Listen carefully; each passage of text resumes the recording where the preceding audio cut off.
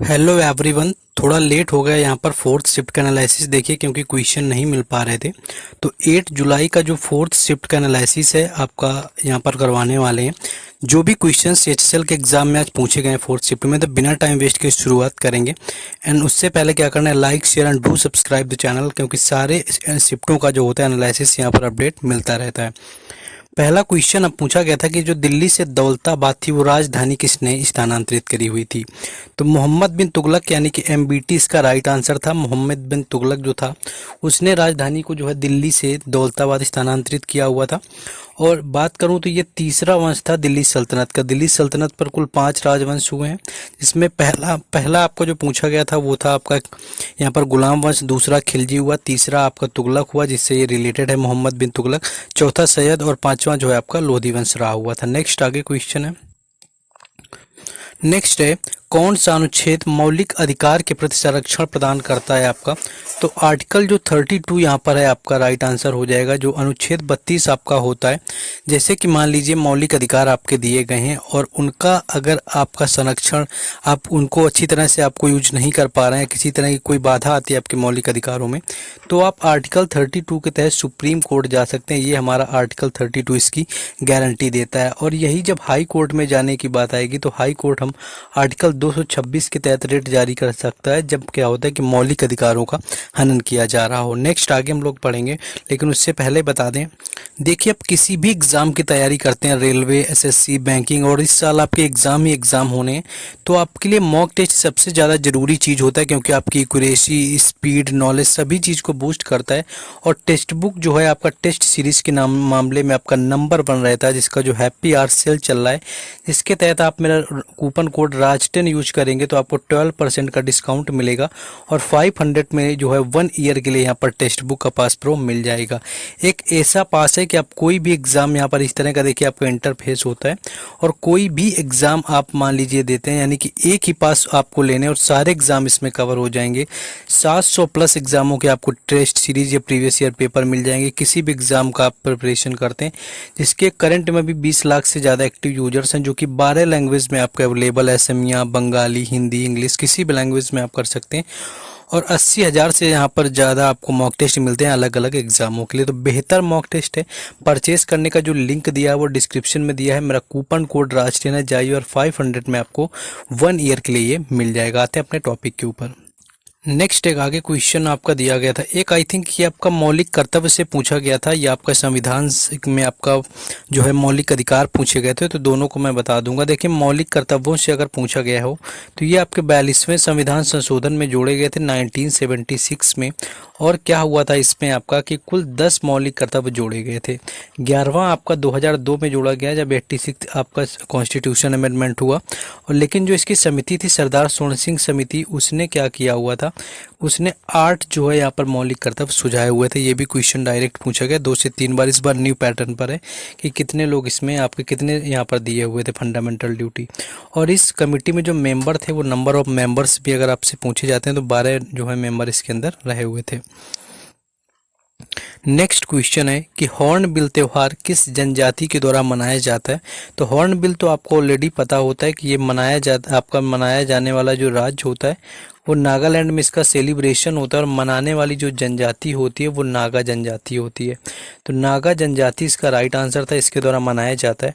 और मनाने का जो महीना होता है वो दिसंबर का, यानी कि 1 से लेकर के 10 दिसंबर तक जो है आपके हॉर्नबिल फेस्टिवल का आयोजन किया जाता है। नेक्स्ट आगे क्वेश्चन, एक आपका कोई मूंगे की चट्टान आपसे पूछी गई थी वर्ल्ड में सबसे बड़ी आपकी, तो ग्रेट बैरियर रीफ अगर आपको ऑप्शन में दिया हुआ था तो वही आपका राइट आंसर था। ग्रेट बैरियर रीफ की मैं बात करूं कि ये कहां पर पाई जाती है ग्रेट बैरियर रीफ, तो ये आपके ऑस्ट्रेलिया राज्य में, ऑस्ट्रेलिया देश में पाई जाती है। और ऑस्ट्रेलिया से हमारे संविधान में क्या लिया गया है, तो पहली तो जो समवर्ती सूचियाँ वो ऑस्ट्रेलिया के संविधान से ली गई हैं, और प्रस्तावना जो आपकी जो है आपकी भाषा जो है वो भी कहाँ से ली गई है, तो वो ऑस्ट्रेलिया से ली गई है।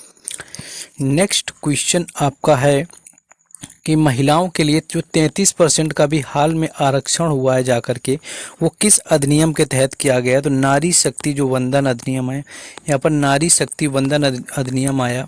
और जिसके तहत क्या है कि महिलाओं को 33% का जो है यहाँ पर आरक्षण दिया गया। तो नारी शक्ति वंदन अधिनियम इसका नाम है। और अगर मैं संशोधन की बात करूं तो 106 नंबर का आपका संविधान संशोधन था। तो 106 नंबर का संविधान संशोधन और जो अधिनियम है वो नारी शक्ति वंदन अधिनियम है, जिसके तहत 33% का जो है यहाँ पर आरक्षण जो है रिजर्वेशन महिलाओं को दिया गया है। नेक्स्ट आगे एक क्वेश्चन पूछा गया कि किस केंद्र शासित प्रदेश में लिंगानुपात की जो वृद्धि है वो सबसे ज़्यादा रही हुई है। देखिए सबसे ज़्यादा की बात करें तो पांडिचेरी की सबसे ज़्यादा है। तो ग्रोथ रेट जो भी हुई है वो भी यहाँ की सबसे ज़्यादा है। दूसरी चीज़ यहाँ से क्वेश्चन एक दिन ये पूछा गया था, यहाँ के सीएम तो एन रंगास्वामी जो हैं वो पांडिचेरी के सीएम है। और ये क्वेश्चन आपका पूछा जा चुका है अभी CHSL के एग्जाम में। यानी कि आपके गवर्नर भी पूछे गए कर्नाटक, हिमाचल प्रदेश और असम के। उसके बाद सीएम पांडिचेरी के पूछे गए, तो अभी नहीं पूछ रहे लेकिन पूछे गए तो आगे भी पूछे जा सकते हैं। तो पांडिचेरी इसका राइट आंसर यहाँ पर हो जाएगा। देखिए इन क्वेश्चंस के PDF हम आपको टेलीग्राम चैनल और व्हाट्सएप ग्रुप पर प्रोवाइड कराएंगे, जिनके लिंक डिस्क्रिप्शन में दिए गए हैं, तो उनसे भी जाकर के जुड़ जाना है। एक आपका योजना अवकाश से क्वेश्चन पूछा गया था कि आपका कब हुआ था पंचवार्षिक में एक्चुअली। तो इसमें पहली बात तो 3 बार आपके योजना अवकाश पूरी तरह जो हुए हैं वो 3 बार हुए हैं, ये चीज़ याद रखना है अगर आपसे पूछा गया। बाकी जो पहला योजना अवकाश जिसको बोलते हैं वो तीसरी और चौथी यानी कि 3rd and 4th पंचवर्षीय योजना के बीच हुआ था 1966 से लेकर के 1969 तक, यानी कि 69 फिर 66 से लेकर के 67, फिर 67 से लेकर के 68 एंड 68 से लेकर के 69।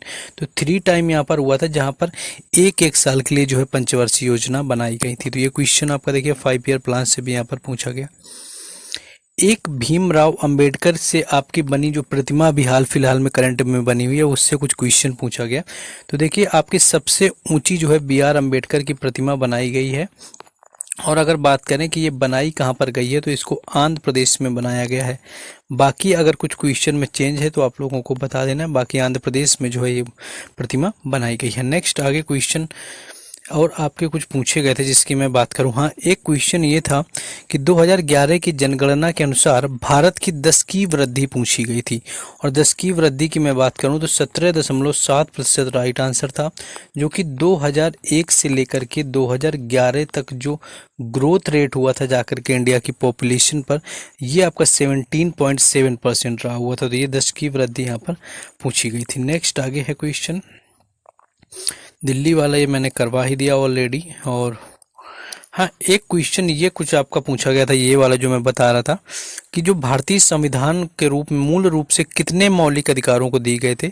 तो कुल 7 मौलिक अधिकार आपको दिए गए थे। पहले जो आपके मौलिक अधिकार 7 दिए गए थे मूल रूप से जब आपके संविधान में थे, लेकिन इसमें क्या हुआ बाद में कि वर्तमान में आपके जो हैं 6 रह गए, क्योंकि आपका 1978 में क्या हुआ 44 जो कॉन्स्टिट्यूशन अमेंडमेंट हुआ, इसमें जो संपत्ति का अधिकार था उसको हटा दिया गया था। तो कुल मिलाकर के आपका उसको हटा करके यहाँ पर जो है आपका 6 कर दिए गए हैं वर्तमान में। ये आपको याद रखना है। बाकी अगर ये पूछा गया जाए कि लिया कहाँ से गया तो ये भी याद रखना है, USA के कॉन्स्टिट्यूशन से जो है मौलिक अधिकार लिए गए हैं।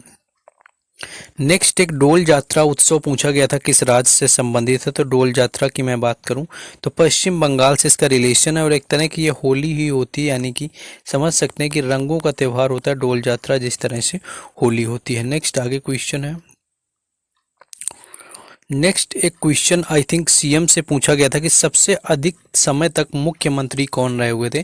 तो देखिए पवन कुमार चमलिंग इसका राइट आंसर था। इससे रिलेटेड दूसरा भी पूछा जा चुका है एक दिन, कि सबसे अधिक समय तक जो है मुख्यमंत्री रहने वाले दूसरे मुख्यमंत्री कौन है, यानी कि जो सेकंड है वो कौन रहे हुए हैं। ये आपके अभी थे आई थिंक GD में पूछा गया था या कोई और एग्जाम था, आई थिंक GD का ही था, उसमें पूछा गया था कि ऐसे कौन से हैं जो दूसरे कौन से व्यक्ति बने हैं जो सबसे ज़्यादा समय तक मुख्यमंत्री रहे हुए हैं। तो वो नवीन कुमार पटनायक थे उड़ीसा के, जो कि दूसरे नंबर पर सबसे ज़्यादा टाइम पीरियड के लिए मुख्यमंत्री रहे हुए हैं।